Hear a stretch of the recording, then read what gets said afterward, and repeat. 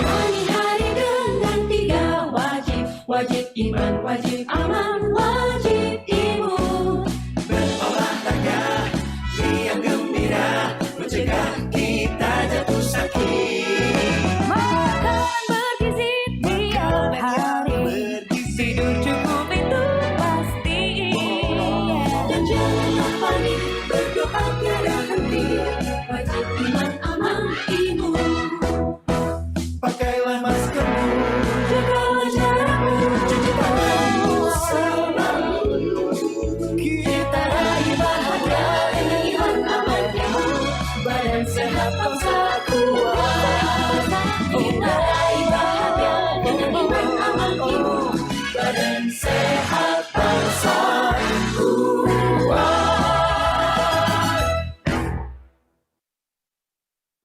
Saya Letnan Jenderal TNI Doni Monardo, Ketua Satgas Penanganan COVID-19, mengingatkan kita semuanya untuk tetap patuh kepada protokol kesehatan, memakai masker, menjaga jarak, dan dilarang berkerumun, serta mencuci tangan dengan menggunakan air yang mengalir dan sabun. COVID belum akan berakhir. Sampai kapan, kita pun belum bisa memberikan jawabannya.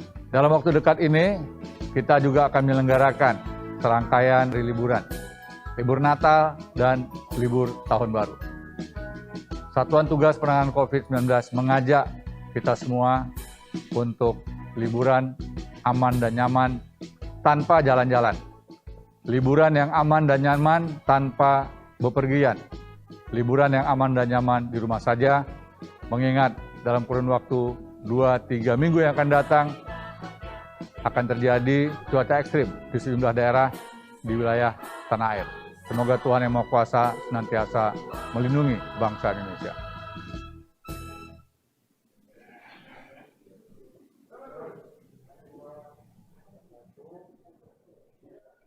Halo pemirsa, senang sekali saya Amanda Dasrul bisa hadir menemani Anda hari ini. Bagaimana kabar Anda hari ini? Semoga tetap sehat dan selalu semangat dalam beraktivitas.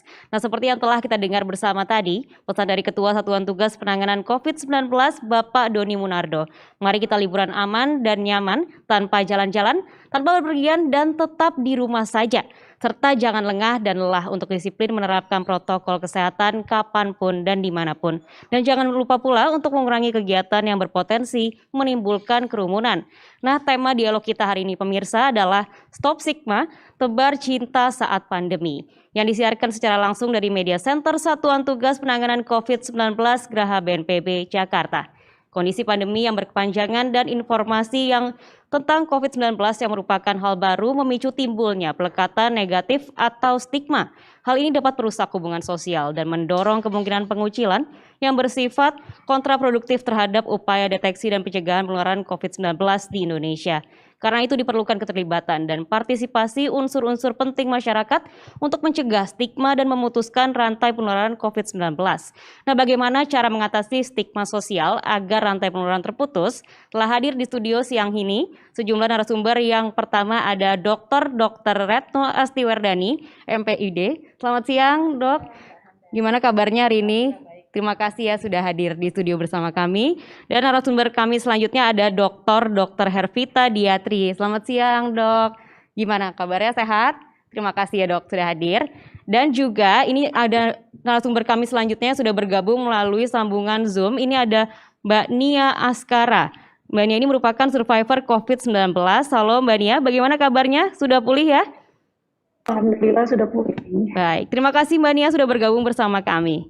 Nah pemirsa, sebelum memulai perbincangan kali ini, sebagai informasi, kondisi studio telah disanitasi, mikrofon yang kami gunakan juga sudah didisinfeksi, dan kami juga senantiasa menjaga jarak.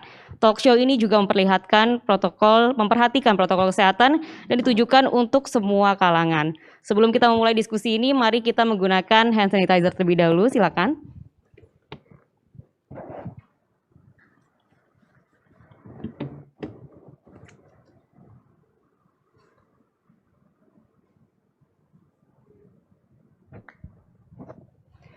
Baik, untuk memulai dialog kita hari ini, kita langsung saja bertanya kepada Dr. Hervita. Dr. Hervita, Sebenarnya sebelum kita memulai tema kita hari ini kan kita membahas tentang stigma. Sebenarnya stigma sendiri itu tuh apa sih dok? Jangan-jangan sebenarnya kita sendiri tuh juga sebenarnya sudah menerapkan stigma itu sendiri gitu dok? Baik, terima kasih banyak Mbak Amanda. Jadi memang stigma paling gampangnya adalah ketika kita melabel orang lain atau Oke. sekelompok orang gitu ya. Karena sekarang ini ternyata stigma apalagi terkait COVID ini nggak hanya untuk individu ya, tapi bahkan sampai negara pun bisa Iya, betul. kena stigma juga etnik tertentu. Jadi ketika kita memberikan label pada seseorang, baik itu karena penyakit, terutama karena penyakitnya. Jadi karena penyakitnya atau karena sesuatu yang berbeda yang ada di dalam dia, sehingga akibatnya kita merasa kita berbeda dengan orang tersebut dan Iya. kita kemudian mengambil jarak dengan orang tersebut. Oh gitu, baik. Oke, kalau sampai saat ini nih dok, apakah masih banyak nih stigma yang dialami di sosial gitu juga terutama untuk pasien maupun petugas kesehatan, dan mengapa stigma ini masih bisa terjadi nih dok? Betul sekali Mbak. Jadi kalau terkait dengan COVID ini, stigma terjadi karena ketakutan akan tertular itu ya. Jadi memang yang utama adalah ke sana. Jadi akibatnya memang bisa saja terkait orang yang memang terinfeksi atau kita semua yang dinilai sangat mudah menjadi sumber penularan. Oke. Jadi itulah yang kemudian membuat supaya kita menjaga jarak gitu kan, agar kita tidak terkena paparannya. Jadi memang repotnya karena label ini membuat seseorang tersebut menjadi dijauhi, seperti tadi Mbak Amanda juga sampaikan. Masalahnya nggak cuma sampai di situ sih Mbak, kadang-kadang nggak cuma menjauhi saja, bahkan kemarahan. Karena kamu akan membawa risiko pada saya Iya, gitu kan, sehingga betul. akhirnya kemarahan juga bisa terjadi. Sehingga itulah yang menyebabkan mengapa label itu menjadi sangat mudah. Kamu adalah sumber penularan, kamu berisiko untuk saya, kamu mengancam untuk saya. Jadi akhirnya kita menjadi ingin melakukan sesuatu yang menjauhkan dia daripada kita.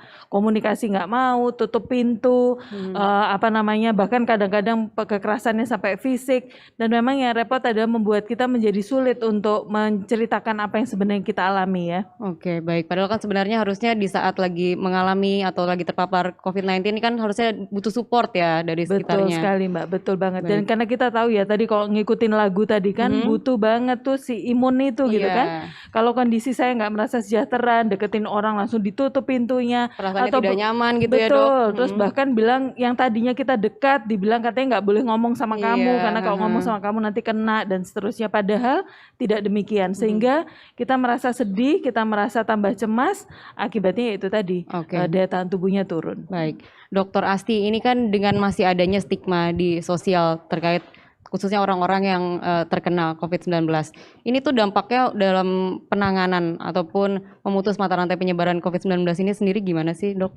Baik, terima kasih Mbak Amanda. Jadi kita tahu bahwa dalam penanganan COVID-19 ini selain 3M yang tadi sudah digembar-gemborkan oleh baik teman-teman Satgas maupun Kementerian Kesehatan, kita juga ada 3T, yaitu testing, tracing, and treatment. Yang bahasa Indonesia ini adalah tes, telusur, dan tindak lanjut. Oke. Nah di sini kita tahu bahwa kenyataan di lapangan, teman-teman yang kebetulan terinfeksi COVID-19 itu kita secara sistem kita mintakan untuk mereka menyebutkan kontak eratnya.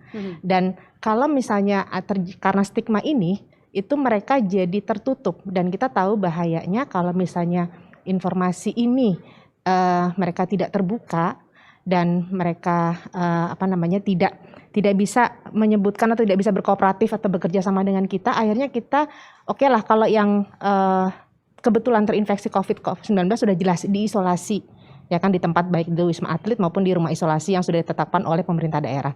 Nah tapi di selain itu kita juga ada yang namanya kontak erat. Kontak erat ini adalah mereka orang-orang yang berkontak dengan yang terinfeksi tadi dengan kriteria tertentu, dan mereka ini berpotensi untuk menjadi sumber infeksi berikutnya. Dan kalau kita tidak telusur dan kalau kita tidak karantina, ini mereka nanti akan menjadi sumber infeksi yang lain. Dan kenyataan di lapangan adalah dengan stigma ini, itu bahayanya adalah mereka jadi ketakutan untuk mereka tidak mengakui bahwa mereka bertemu dengan yang kebetulan terinfeksi COVID-19 ini.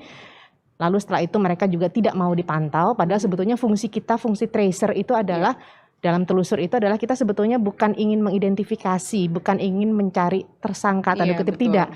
Kita ingin sebetulnya membantu mereka, kita ingin mengidentifikasi bagaimana mereka supaya mereka bisa kita bantu, kita kita kita bantu, lalu kita coba pastikan bahwa mereka itu terpenuhi kebutuhan logistiknya. Oke. Gitu. Ya, Baik. jadi proses tracing pun juga tidak maksimal Terhambat, gitu betul. ya, Dok? Dan lagi pula dengan ketakutan itu mereka jadi kalau batuk dikit atau apa mereka jadi takut ke Iya. rumah sakit, jadi katanya di COVID kan. Padahal sebetulnya dengan mereka memiliki gejala yang awal sedini mungkin, mereka nggak enak datang aja langsung ke dokter. Karena makin dini diperiksa akan makin jelas nanti mereka sebetulnya terinfeksi apa tidak sih. Makin cepat gitu. juga Makin cepat juga penanganannya gitu ya, penanganannya. Dok. Baik. Oke, Dok. Nah, bagaimana juga dampaknya nih, Dok, terhadap fungsi sosial dan kehidupan masyarakat jika hal ini tidak ditangani dengan cepat gitu, Nah, Dok? itu dia, orang jadi menutup ya, orang jadi menutup diri, lalu setelah itu mereka juga tadi kalau masih ada pengalaman di lapangan itu adalah stigma itu bisa terjadi di level individu, self stigma, di keluarga maupun komunitas dan organisasi. Nah, yang khawatirnya ini adalah yang organisasi ini. Kalau misalnya ada kasus tuh yang mereka langsung di PHK, Ya. atau orang-orang yang diusir dari tempat kos-kosan. Kita tahu ada beberapa perawat, nurse itu diusir dari tempat kos-kosannya, kan nggak bagus itu, jadi fungsi sosialnya, itu dampaknya. Oke. Ya. Baik. Selanjutnya kita akan berbincang-bincang juga nih dengan Mbak Nia yang pernah mengalami atau pernah terpapar COVID-19. Mbak Nia, bisa diceritakan mungkin sedikit Mbak Nia, selama menjadi pasien COVID-19 apakah juga mengalami stigma yang seperti yang tadi sudah kita bicarakan sebelumnya, Mbak Nia? Ya, saya mengalami stigma tersebut. Karena di lingkungan saya masih banyak sekali orang awam dengan COVID ini gitu. Dan seolah-olah mereka menganggap saya itu punya penyakit aib gitu. Oh gitu. Apa saja tuh yang disampaikan mungkin dari lingkungan sekitar, stigma-stigma yang mungkin akhirnya membuat Mbak Nia sendiri jadi tidak nyaman gitu, Mbak? Saya lebih dijauhin sih, kalau omongan tidak ada, tapi lebih jauhin gitu. Kalimat-kalimat yang disampaikan mungkin seperti apa tuh misalnya Mbak Nia? Mungkin takut atau gimana gitu? Ya, meskipun saya sudah sembuh, mereka tetap bilang, oh, di rumah aja nih ya, nggak usah keluar-keluar dulu. Oke. Selama mengalami atau selama masa isolasi saat terpapar COVID-19 ini, apakah stigmanya itu juga dirasakan oleh keluarga juga, Mbak Nia? Iya, benar. Apa yang dialami keluarga? Mungkin bisa diceritakan sedikit, Mbak Nia? Yang dialami keluarga jadi takut untuk keluar rumah, karena pasti banyak pertanyaan, Nia kemana? Karena kan mereka tahu saya isolasi di rumah satunya kan. Jadi, Nia lagi isolasi ya, begitu. Pokoknya omongan yang tidak enak tuh di keluarga saya itu. Oke. Saya alami. Selain mungkin stigma secara verbal, ada pernah stigma yang dilakukan secara tindakan juga mungkin, Mbak Nia? Tidak ada sih. Jauh ini masih verbal ya? Oke, baik. Nah, Dokter Asti, ini bagaimana nih cara mencegah terjadinya stigma-stigma seperti ini kan? Karena tentunya sebenarnya akan tidak nyaman sekali untuk baik pasiennya maupun keluarganya juga, Dok. Terima kasih. Jadi seperti tadi disampaikan oleh Dr. Hervita bahwa stigma ini memang terjadi karena sebetulnya murni karena ketidaktahuan. Dan wajar sebetulnya karena penyakit ini baru, kita semua sedang mencari bentuk sebetulnya yang baik untuk kita tata laksana dengan Sama-sama baik. sedang menyesuaikan Ya, diri gitu betul. ya, Dok. Jadi informasi yang nomor satu adalah media informasi. Tentunya saya sangat apresiasi sekali dengan adanya media center ini, bahwa dengan media center ini kita bisa mengurangi hoax-hoax yang ada. Kita bisa memanfaatkan media-media teman-teman media center untuk mencoba meluruskan persepsi dan meluruskan lewat media informasi yang efektif untuk menyampaikan informasi kepada individu, keluarga dan masyarakat. Tentunya selain itu juga kita juga akan minta bantuan dari teman-teman, tidak hanya dari teman tracer tapi juga pemberdayaan kader, Satgas RT RW, dan Satgasnya juga nggak hanya dalam wilayah komunikasi risikonya, tapi juga ada ditemui di lapangan itu adalah dari pekerjaan. Jadi kantor pun sekarang diharapkan untuk memiliki tim Satgas sendiri supaya untuk bisa membantu meluruskan persepsi yang ada di kantor itu sendiri. Jadi untuk media informasi. Lalu yang kedua, penggunaan bahasa yang positif. Penggunaan bahasa yang positif, jadi seperti tadi Dr. Hervita katakan label negatif. Nah, sometimes itu orang jadi ketakutan, saya disangka jadi tersangka COVID segala kan nggak enak rasanya gitu. Jadi kita bisa mencoba memparafrasekan bahasa orang yang kebetulan terinfeksi COVID, gitu kan, yang ibaratnya memang kebetulan terinfeksi COVID yang nantinya ini akan merupakan sesuatu yang kondisi yang temporary atau kondisi yang sementara. Yang dikatakan stigma tadi adalah label negatif yang pada saat mereka sembuh pun itu sebetulnya label itu tetap ada. Padahal sebetulnya ini nggak seperti itu. Ini orang yang kebetulan COVID. Bayangkan kalau kita sendiri terinfeksi COVID terus kita di stigma seperti itu kan rasanya nggak enak ya. Jadi media itu menjadi penting, lalu komunikasi dengan bahasa yang positif serta pemberdayaan. Pemberdayaan tidak hanya di level wilayah tapi juga teman-teman kantor, lalu kita juga menginfiltrasi ke sosialita gitu teman-teman ya kan kadang-kadang kan soalnya mereka punya ada grup-grup komunitas sendiri gitu kan. Jadi benar-benar fungsi media informasi ini penting sekali untuk mencoba untuk meluruskan hoax, dan yang berikutnya adalah yang paling penting bincang-bincang dengan para survivor ini, karena dari survivor itu mereka memberikan membuka mata kepada kita bahwa apa yang mereka alami sesungguhnya itu sebetulnya apa sih, dan pada saat mereka menceritakan itu harapannya kita bisa memiliki pengetahuan, oke, kita nggak mau seperti mereka, atau mereka bisa memberikan atau meluruskan informasi yang di luar sana mungkin tidak benar. Mereka bisa memberikan bukti nyata bahwa mereka mengalami hal-hal yang mereka alami seperti itu. Oke, itu kan tadi kalau cara mencegahnya. Kalau misalnya kita sendiri mengalami stigma itu, misalnya saat ini ada mungkin yang sedang mengidap COVID-19 terus terkena stigma itu, sebenarnya apa yang harusnya kita lakukan, Dok, yang harus disampaikan kepada orang-orang yang mungkin masih belum mengerti itu? Berarti kalau misalnya kita sendiri terstigma gitu ya, kita sendiri terstigma berarti pentingnya kita untuk membuka komunikasi dengan teman. Kita pasti punya banyak teman, mencari dukungan yang bisa kita dapatkan. Lalu tetaplah komunikasi, tetaplah punya komunikasi, dan kita bisa menghubungi media hotline. Hotline untuk banyak saya rasa hotline atau media-media komunikasi curhat gitu kan yang bisa dimanfaatkan, seperti kalau saya bisa mencoba untuk menganalogikan dengan selama ini puskesmas itu punya namanya konseling remaja, konseling HIV. Itu sebetulnya mereka sudah memiliki sebuah pelayanan untuk mereka bisa pakai untuk sekedar telepon curhat gitu, yang untuk bisa dipakai untuk teman-teman yang kebetulan merasa terstigmatisasi. Dan saya yakin Satgas ini juga ada sebetulnya layanan hotline untuk teman-teman yang kebetulan terstigmatisasi atau sebetulnya untuk sekedar mengurangi beban berat aja dalam ini kehidupan sehari-hari. Nah, Dok, itu kan kalau misalnya informasi terkait stigma dan juga apa itu COVID-19 itu kan sebenarnya paling ampuh dari media-media yang terpercaya gitu ya. Tapi kalau misalnya kita nih sebagai pribadi, masyarakat individual sendiri ingin memulai untuk bisa kasih awareness gitu ke sekeliling kita kalau tidak baik gitu menerapkan stigma itu, bisa, Dok? Apa bisa dilakukan mungkin dari lingkungan terdekat dulu? Pakai medsos gitu. Jadi media dari survei dari tim Fakultas Psikologi UI itu didapatkan bahwa ada 3 media yang favorit di masyarakat yang bisa menjadi tadi sumber-sumber informasi untuk meluruskan persepsi-persepsi itu, dan sekedar tadi untuk mencoba untuk menggambarkan apa yang dialami oleh teman-teman yang survive dari COVID-19. Itu mereka bisa memakai media sosial seperti Facebook, Instagram, Twitter, itu bisa. Lalu WhatsApp group itu penting sekali karena WhatsApp group itu ternyata viralnya cepat sekali gitu, terutama sekarang ada keluarga-keluarga gitu kan.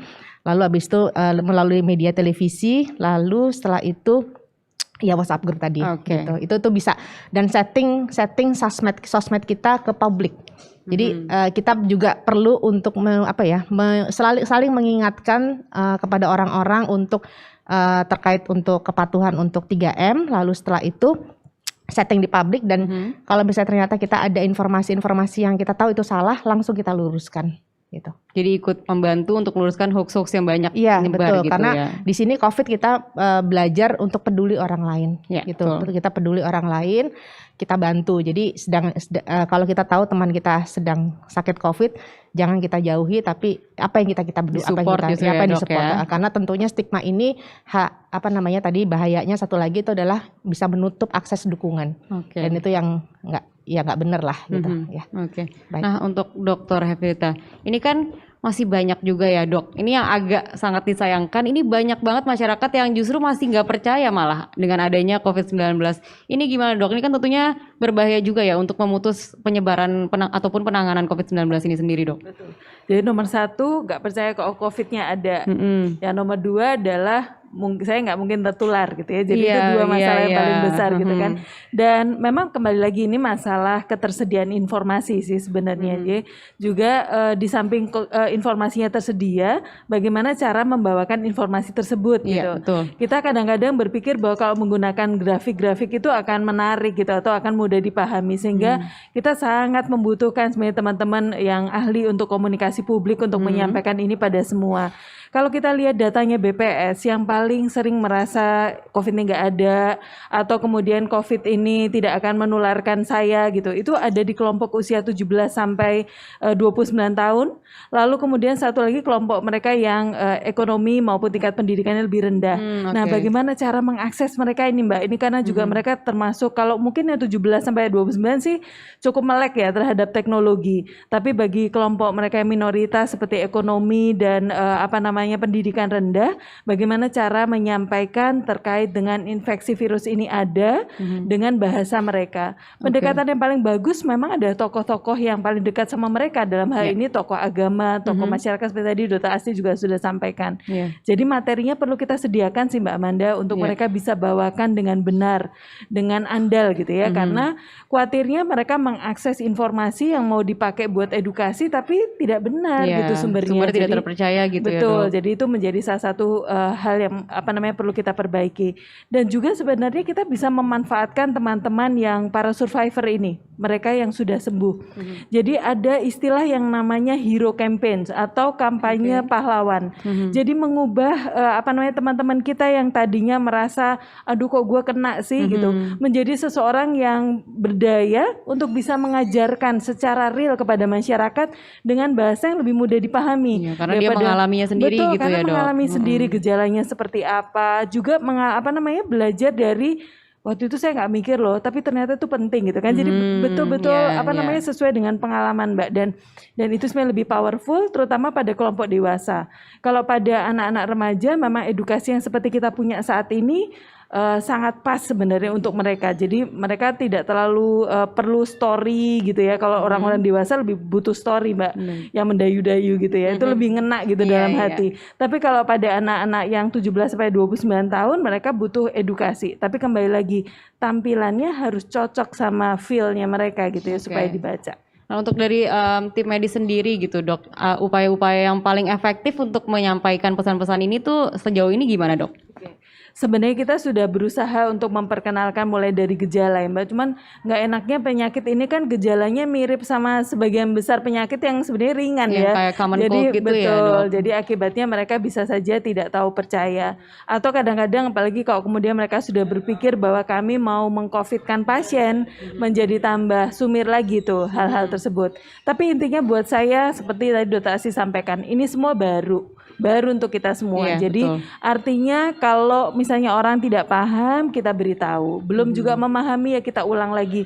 Nggak boleh kami atau termasuk saya baperan gitu. Udah saya kasih tahu kok masih nggak percaya gitu. Tapi harus terus gitu mengkomunikasikan risiko itu tanpa harus sampai ada orang yang kena gitu di keluarga mereka. Baik dok. Nah, ini bagaimana sih dok caranya untuk kita mengubah pola pikir pribadi kita sendiri sehingga lebih tangguh juga dalam menghadapi stigma-stigma ini dok? Baik, terima kasih banyak. Stigma sesuatu yang eksternal kadang-kadang ya, tetapi justru yang paling besar ada stigma internal yang dibangun karena eksternal. Jadi karena merasa orang akan berpikir begitu, maka saya mengembangkan sendiri antisipasi sih sebenarnya, tapi padahal itu tidak benar. Jadi nomor 1, sekali lagi tetap perlu mengenal penyakit ini seperti apa. Betul ini adalah sebuah penyakit infeksi, tetapi bisa diobati gitu ya. Apalagi kalau saya mengenali itu dari awal, saya menjalankan protokol itu sehingga mengubah stigma itu menjadi sebuah upaya yang berdaya untuk mencegah. Lalu kemudian kalau memang kita mendapatkan dari orang lain, seperti yang Mbak Nia tadi juga sampaikan ya, kita nggak bisa berbuat banyak sebenarnya karena itu eksternal. Tetapi kita tahu bahwa itu terjadi karena ketidaktahuan. Apakah saya mampu untuk mengkomunikasikan kepada tokoh-tokoh untuk gimana caranya apa yang saya alami itu bisa dibantu dikomunikasikan. Karena kalau saya sendiri yang ngomong akan susah kan Mbak untuk didengar oleh mereka. Tetapi kalau saya minta tolong orang-orang yang saya tahu itu didengar di masyarakat untuk menceritakan, lalu kemudian saya berdaya untuk mau membantu, memperkenalkan, mau membantu menjaga, maka kemungkinan besar saya jadi tidak harus masuk dalam stigma tersebut gitu. Jadi sekali tepuk dua nyamuk. Saya berdaya, saya pulih secara mental itu dari kondisi terpuruk ini. Yang kedua, saya memberikan informasi kan seperti tadi Dokter Asih sampaikan bahwa akar utama dari stigma adalah informasi. Baik, Dok. Ini juga kan kondisi pandemi yang sudah hampir 1 tahun ini, Dok. Ini kan tentunya juga menimbulkan stres yang tinggi ya, Dok. Ini juga jangankan kena, ini sebelumnya aja kita udah mulai stres, udah mulai depresi gitu ya, Dok. Takut gitu. Nah, apalagi waktu saat kena. Tapi ini justru katanya depresi yang paling sulit atau paling berat dirasakan justru setelah kita terkena COVID gitu, Dok. Ini bagaimana nih, Dok, cara menanggulanginya? Iya, betul sekali. Jadi memang karena ini ya, karena penyakit ini kan penyakit fisik. Jadi kadang-kadang kita akan sangat fokus betul pada masalah fisik gitu ya. Dan tidak berpikir bahwa saya membutuhkan masalah mental juga. Nah sebenarnya kita perlu melihat bahwa kasus ini bisa saja terjadi karena masalah yang sudah terjadi sebelumnya. Jadi sebagai contoh, saya harus bekerja karena saya kekurangan ekonomi gitu kan. Jadi saya bukan main tuh, terus kemudian saya terpapar karena saya masih punya masalah ekonomi. Itu aja udah bisa bikin saya depresi. Iya, betul. Saya sebenarnya waktu memulai pekerjaan itu pun saya serba takut. Jadi itu aja udah bikin rasa cemas. Kemudian ternyata saya terpapar. Hal ini bertambah lagi. Jadi cemas, depresi, tambah rasa bersalah. Tambah rasa khawatir saya menularkan pada keluarga saya atau orang-orang yang terdekat dengan saya. Nah, setelah selesai, saya berhadapan dengan masalah yang lain kan Mbak. Selama masa perawatan, yang cari uang siapa? Iya, betul. Nah, itu masih tersisa tuh Mbak. Nah, sehingga terus habis itu harus dilanjutkan isolasi mandiri gitu kan, sekian hari. Nah, akibatnya terus kemudian saya menjadi punya masalah yang lain. Nah, artinya belum lagi tambah stigma. Saya pulang bukannya di disupport gitu, malah saya dikucilkan kembali dengan pikiran bahwa saya makan bagaimana dan sebagainya kan. Sehingga memang kunci utamanya adalah untuk menurunkan depresi pasca, di samping kita menyadari apa yang terjadi dengan kita, menghapuskan stigma, mendatangkan dukungan, itu akan justru memulihkan orang ini dengan cepat dan sehingga masyarakat kita menjadi lebih sehat gitu. Jadi itu yang paling penting sebenarnya. Baik, Dok. Ada nggak sih, Dok, efek jangka panjangnya dari stigma yang dialami oleh pasien itu sendiri, Dok, untuk proses pemulihan dia tentunya gitu, Dok? Oh pasti ya Mbak ya. Ya kalau memang dia sudah merasa sedih dan sebagainya, imunitasnya akan turun. Kita tahu bahwa penyakit ini ada kemungkinan dia reaktivasi, jadi kembali lagi muncul gejalanya. Jadi kalau imunitasnya turun tentu sulit. Belum lagi kemudian paparan ulang. Karena ini benar-benar baru ya, penyakit ini baru untuk kita semua. Jadi imunitas secara biologis turun. Yang kedua adalah kemungkinan kalau kemudian berlanjut menjadi gangguan jiwa, sesuatu yang kita tidak harapkan. Jadi kalau kita berharap masyarakat kita kembali produktif, maka memang stigma ini perlu segera disingkirkan supaya kita bisa merasa cepat, ingin sembuh, dan kemudian kembali produktif seperti pada umumnya. Sehingga ujungnya nanti produktivitas bicara tentang sosial ekonomi. Sejauh ini sudah ada belum, Dok, yang terjadi gitu, maksudnya contoh kasusnya mungkin ada yang sudah pernah mengalami gitu, Dok? Banyak sekali ya Mbak, sebenarnya kalau dilihat dari angka statistik itu yang masih mengeluhkan ansietas depresi pada pasca perawatan masih berkisar antara 30-40%. Lumayan banyak. Krisis bunuh diri juga masih cukup tinggi di sana. Kembali lagi tuh Mbak, karena pulang rawat masih banyak masalah psikososial yang terjadi kan. Belum lagi keluarganya mungkin masih di dalam, saya keluar tapi keluarga di dalam.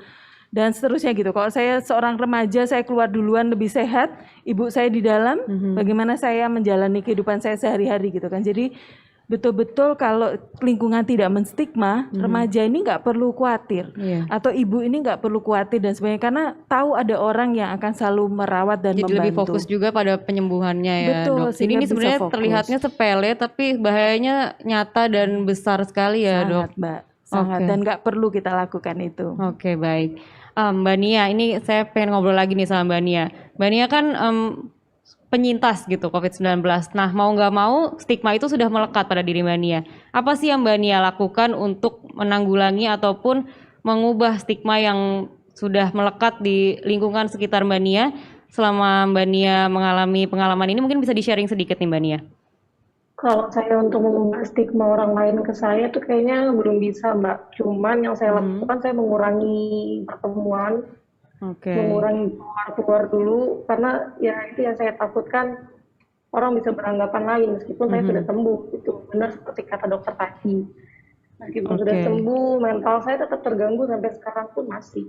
Gitu. Masih dialami sampai sekarang ya Mbak Nia? Masih. Atau mungkin ada nggak yang ingin Mbak Nia sampaikan gitu, pengalaman yang paling yang tidak nyaman yang Mbak Nia rasakan akibat stigma yang ada itu sendiri? Ya, saya sampai sekarang masih mengalami depresi dan bolak-balik ke psikolog gitu. Karena saya masih ngerasa diri saya itu menularkan gitu. Jadi saya masih sangat khawatir sih. Baik. Selama Mbak Nia dari proses divonis terkena COVID-19, lalu isolasi mandiri, proses penyembuhan, apa sih sebenarnya yang paling membantu kesembuhan Mbak Nia nih selama mengalami itu? Apakah mungkin ada dukungan dari keluarga gitu atau yang lainnya gitu Mbak Nia? Kekuatan mental sih Mbak. Saya jadi selama isolasi saya happy, saya olahraga, saya zumba untuk menghilangkan pemikiran yang terlalu jauh, COVID ini begini gitu kan. Kan kebanyakan orang menganggap COVID ini bakal meninggal gitu jika terkena gitu. Saya tidak memikirkan itu semua sih, lebih fokus ke olahraga, berjemur gitu. Selama proses penyembuhan itu Mbak Nia mencari informasi terkait bagaimana penyembuhan COVID-19 atau bagaimana yang bisa membuat Mbak Nia bisa lebih semangat gitu untuk yakin bisa sembuh, itu dari mana tuh Mbak Nia? Dari dokter yang menangani saya. Dia bilang jangan stres karena itu yang bikin cepat pulih. Itu aja sih, nggak ada yang cari-cari informasi, lihat-lihat orang yang pernah terkena juga gitu. Oh ternyata saya harus happy gitu. Ya baik. Dr. Hervita, ini bagaimana dengan komunikasi, resiko dan keterlibatan masyarakat dalam mengatasi stigma ini sendiri, Dok? Baik, terima kasih banyak Mbak Amanda. Jadi memang komunikasi risiko ini mudah-mudah nggak mudah ya Mbak ya. Karena di dalam komunikasi risiko kita harus menyampaikan tuh besar kasusnya seberapa banyak. Lalu risiko jangka panjangnya kalau misalnya itu jangka pendeknya kalau penyakit ini tidak diatasi gitu kan. Jadi memang bahasanya serba negatif ya. Tetapi ketika kita menyampaikan hal itu yang paling penting adalah gestur kita pada waktu menyampaikan. Jadi jangan sampai kita seperti itu menyampaikan kalimat-kalimat yang sebenarnya penting tapi kita kok kayaknya happy gitu, matanya happy gitu. Kalau sekarang kan pakai masker jadi nggak kelihatan kalau kita senyum. Nah jadi hal itu kan membuat bias gitu ya. Sebenarnya informasinya betul tuh apa? Kita tidak bermaksud menakut-nakuti, tetapi kita mencoba untuk menyampaikan ini secara tegas gitu. Dan sebenarnya yang paling pas untuk melakukan hal tersebut adalah tokoh-tokoh masyarakat. Sebenarnya yang kita harapkan baik dari level yang tertinggi maupun level yang ada di masyarakat paling bawah, jadi kepala desa dan sebagainya. Karena mereka ditunjuk oleh kita untuk paling tahu gitu apa yang terbaik untuk kita, sehingga itu sebenarnya salah satu bentuk komunikasi risiko yang bisa kita sampaikan. Di samping juga kita memilih kalimat-kalimat apa yang mungkin perlu kita sampaikan pada mereka. Dr. Asi tadi sudah memberi contoh ya, bahwa kita nggak bilang dia tersangka gitu kan atau kasus dan sebagainya, tapi kita menggunakan istilah orang dengan, sehingga kita tidak akan pernah lupa dengan kalimat orang di depannya itu loh. Bahwa si Pak A terinfeksi COVID, saya tetap mengingat Pak A dengan segala perjalanan kehidupannya yang dekat dengan saya misalnya. Jadi tidak fokus kepada COVID-nya, tetapi pada Pak A-nya itu. Pada figurnya gitu. Pada figurnya gitu. Tapi tetap karena ada COVID-nya sehingga saya menjaga diri. Intinya komunikasi risiko tetap harus disampaikan secara jujur, secara terbuka, tegas, tetapi juga kemudian diikuti dengan solusinya. Seperti 3P, kemudian 3T dan sebagainya itu kita sediakan. Jadi nggak usah terlalu merasa takut sebenarnya kalau dua itu disandingkan. Oke, Dok. Nah, kalau untuk di era digital seperti saat ini kan memang komunikasi yang paling efektif adalah melalui internet. Tapi kan ini di wilayah Indonesia tidak seluruhnya. Masih banyak daerah-daerah yang mungkin tidak terjangkau internet gitu, Dok. Ini bagaimana sih, Dok, pola komunikasi yang efektif gitu, Dok, yang bisa dilakukan tanpa menggunakan fasilitas internet tadi? Baik, terima kasih banyak Mbak. Jadi betul memang juara satunya sih memang yang semua yang harus akses internet ya. Iya. Tapi memang juara yang kedua tetap sebenarnya akses yang mudah ya kayak TVRI, radio, Oke. itu masih bisa kita pakai. Nah, kembali lagi sih Mbak Mada, kata kuncinya ada pada penyediaan informasi, lalu diajarkan kepada semua yang bertanggung jawab untuk mengelola media-media tersebut, sehingga pesan itu tetap disampaikan. Namun tetap saja media seperti ini kadang-kadang tidak mudah dipahami karena Iya, mohon betul. maaf bahasanya Mbak nggak menjangkau kapasitas saya gitu Iya. karena butuh banget bahasa daerah, butuh banget mungkin pendekatan-pendekatan dengan dikawinkan dengan nilai-nilai agama sehingga kembali lagi yang perlu kita edukasi juga layer berikutnya adalah para tokoh ini nih Baik. supaya mereka bisa membahasakan dengan bahasa daerah maupun bahasa yang Seperti dekat yang tadi dengan hati mereka. disebutkan tokoh-tokoh agama gitu juga Betul, ya, tokoh Dok. perempuan, tokoh pemuda gitu. Oke.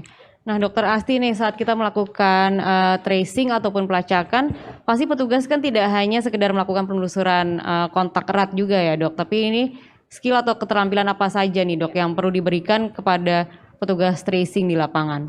Baik, terima kasih Mbak Mana. Jadi kalau tadi penyebab dari stigma itu adalah informasi, penyelesaiannya adalah sebetulnya dengan informasi juga dan Iya. penyampaian informasi adalah dengan komunikasi. Jadi Oke. communication skills atau keterampilan berkomunikasi itu penting sekali untuk kita latihkan atau kita minta untuk teman-teman siapapun baik itu tracer maupun siapapun nanti influencer itu juga memberikan komunikasi baik verbal maupun nonverbal. Tadi yang nonverbal tadi gesture tadi Iya. disampaikan Dr. Hervita tuh penting sekali karena harus matching antara yang kita sampaikan dengan bahasa tubuhnya Iya, gitu baik. kan. Jadi komunikasi verbal dan nonverbal.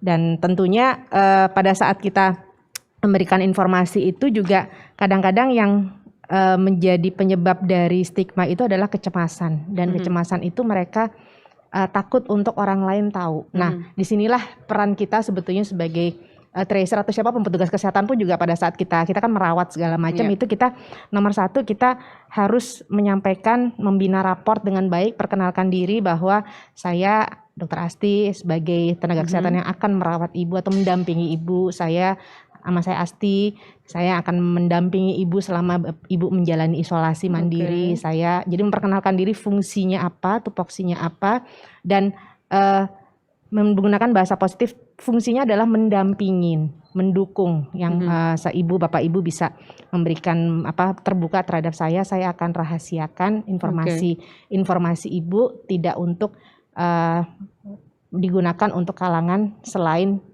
medis gitu. Jadi bahwa menjaga kerahasiaan terhadap identitas dari si pasien yang kebetulan terinfeksi COVID ini penting sekali supaya jangan sampai nanti mereka menganggap kita ember gitu. Kita jadi seperti itu pengalaman sekali di masyarakat tuh ada satu kontak erat yang kami akan tracing gitu, yang kami akan trace itu mereka benar-benar wanti-wanti, dok nanti kalau kesini jangan pakai hazmat gitu. Jadi benar-benar yang namanya jangan pakai hazmat, jangan pakai ambulans, jangan pakai mobil plat merah itu saya udah tahu berarti wilayahnya terstigma. Nah, kita di situ kita ikutin ya kan, kita ikuti lalu kita komunikasikan bahwa peran kita adalah untuk mendukung Bapak Ibu yang sedang kontak erat. Jadi communication skill itu penting sekali. Lalu setelah itu juga empati. Jadi mencoba untuk mencoba untuk merasakan apa yang dirasakan oleh si kontak erat atau pasien yang kebetulan terinfeksi COVID ini. Dan itu memang keterampilan empati itu nggak mudah ya. Iya, Itu betul, memang Mbak.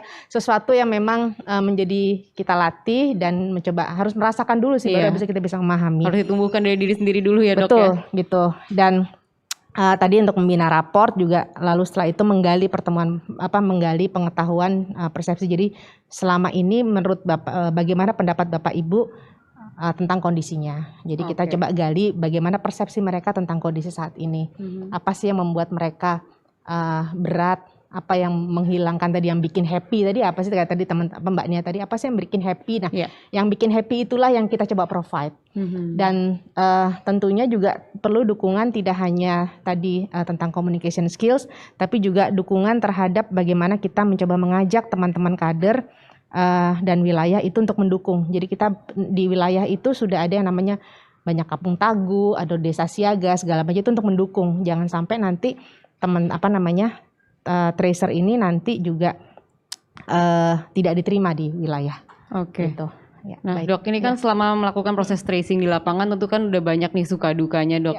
Pernah nggak mengalami suatu kondisi yang sangat tidak enak gitu, Dok? Lalu tuh apa solusinya, Dok, saat itu untuk tentunya tidak menghambat proses tracing ini sendiri? Nomor satu, yang nggak enak kalau ternyata di wilayahnya oleh pimpinan wilayah itu sudah diblok.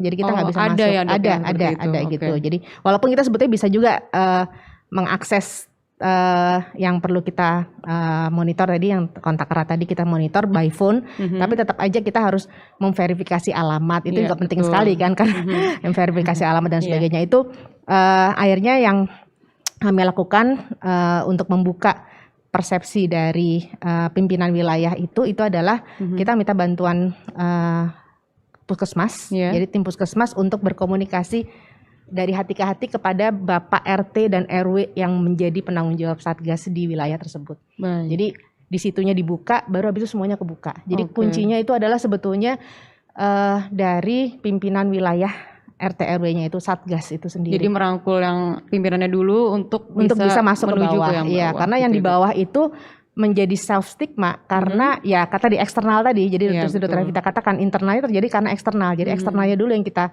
Perbaiki gitu ya, perbaiki gitu kan, dengan enggak cuma Satgas dari RT RW, juga dari pekerjaan juga gitu. Jadi yang kita pada saat kita tracing, kita mendapatkan kontak erat di keluarga itu mudah. Kalau di keluarga mudah sekali gitu kan, keluarga kita bisa komunikasi by WA group segala macam. Tapi di pekerjaan ini agak susah. Di pekerjaan karena ternyata dari perusahaannya itu tidak memberikan juga informasi kepada kita. Gitu. Akhirnya juga pendekatan lagi ke mana perusahaan misalnya, atau pesantren misalnya kan harus ke pihak pesantrennya gitu. Jadi benar-benar dari level tengahnya nih yang mesti kita buka.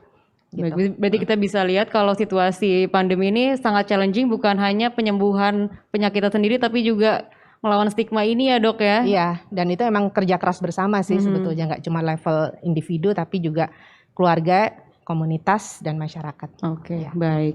Mbak Nia, ini kan tadi Mbak Nia juga sempat pernah tadi menyampaikan kalau sebenarnya sampai saat ini Mbak Nia sendiri juga masih belum nyaman gitu ya, Mbak, untuk bersosialisasi dengan masyarakat sekitar.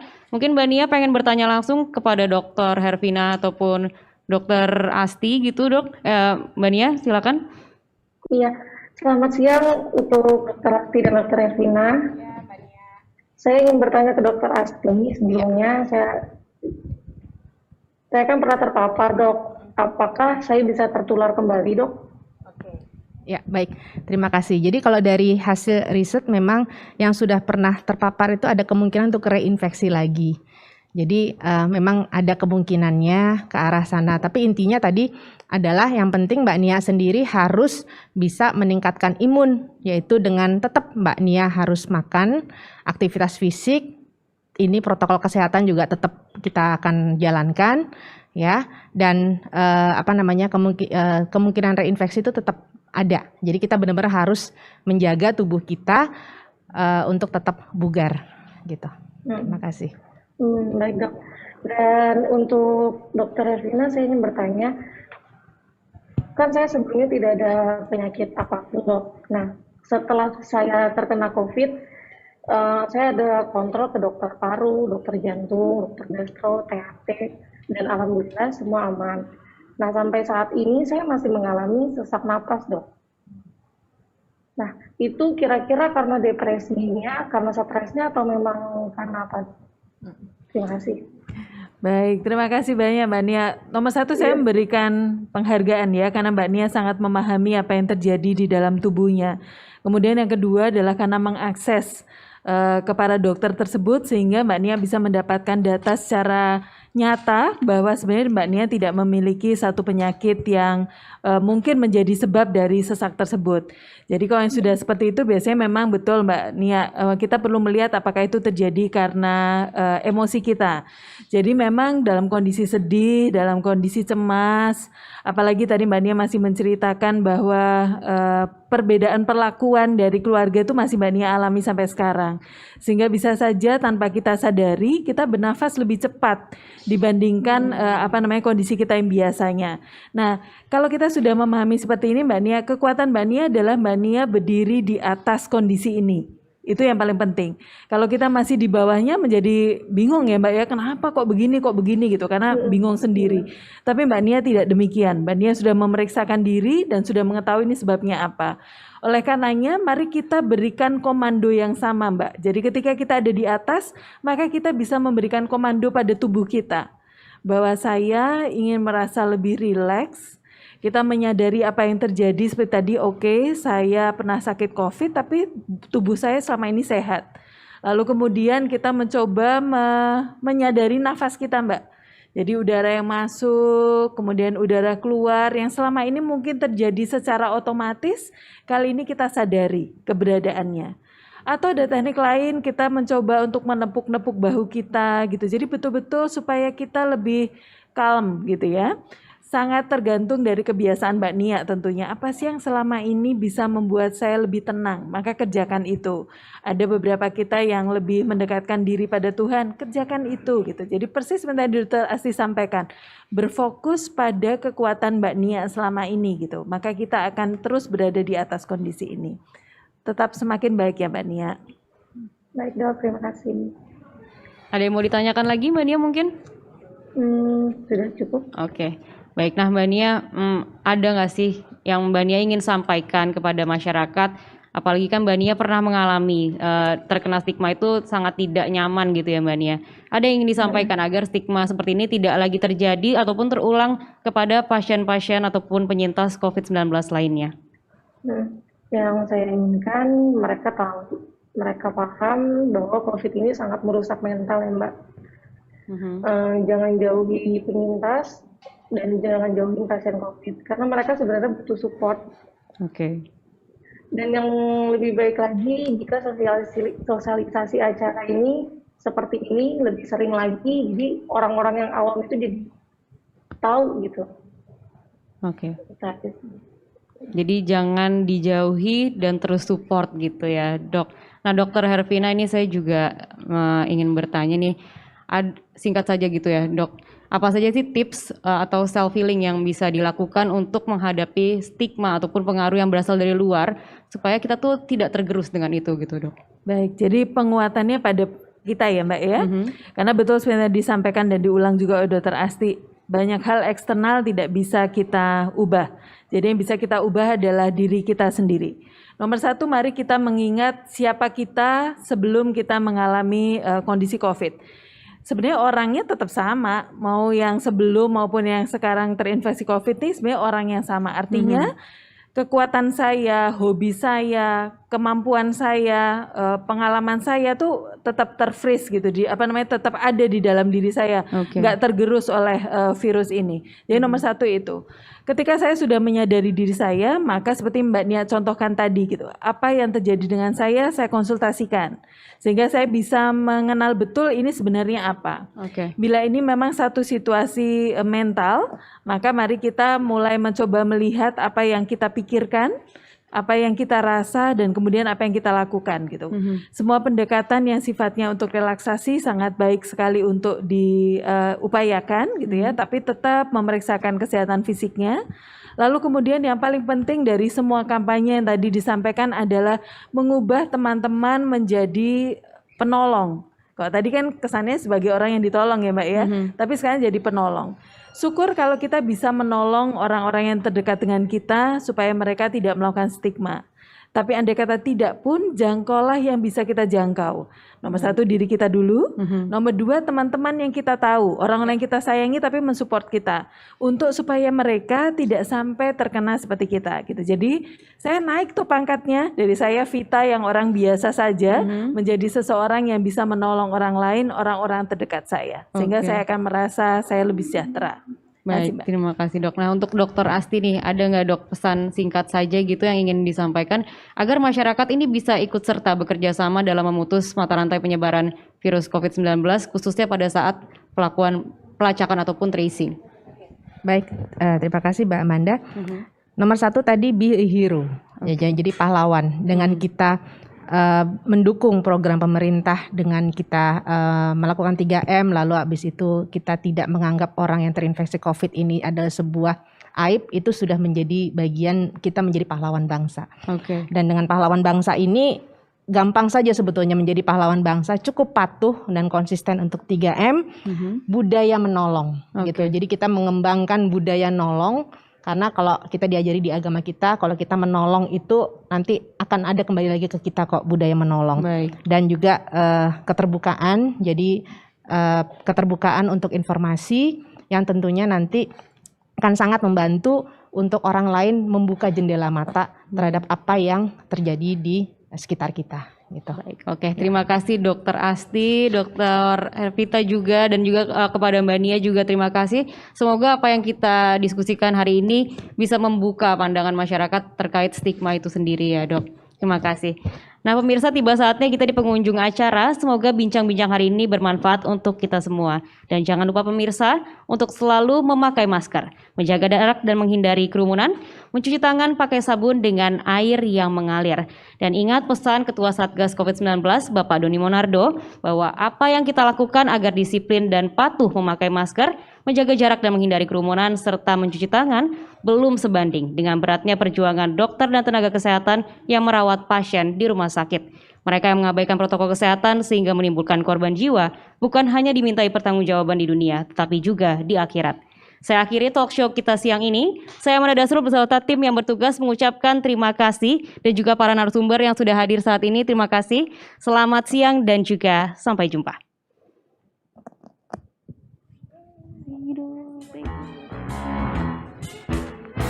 Jalani hari dengan 3 wajib, wajib iman, wajib